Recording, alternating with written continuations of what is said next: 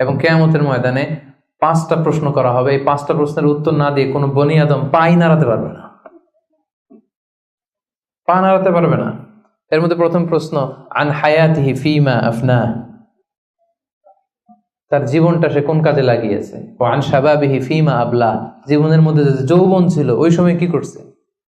তো সে কি ইসলামের বিরুদ্ধে তার কাজ করেছে, হারাম কাজগুলোতে সময় ব্যয় করেছে, হারাম ব্যবসা করেছে, হারামের সাথে সম্পৃক্ত ছিল, ইসলাম বিরোধী গোষ্ঠীর সাথে সম্পৃক্ত ছিল। আপনাকে জিজ্ঞেস করা হবে যে এই যৌবনের সময়টা আপনি কি কাজে লাগিয়েছেন, নাকি ইসলামের পক্ষে ছিল, যা করেছে ইসলামের পক্ষে কাজে লেগেছে। সম্পদ কোত্থেকে উপার্জন করেছে, কোথায় ব্যয় করেছে, যতটুকু জেনেছে ততটুকু মেনেছে কিনা। এই 5টা প্রশ্নের উত্তর দেওয়ার আগে বনি আদম কিয়ামতের ময়দানে পাই নাড়াতে পারবে না।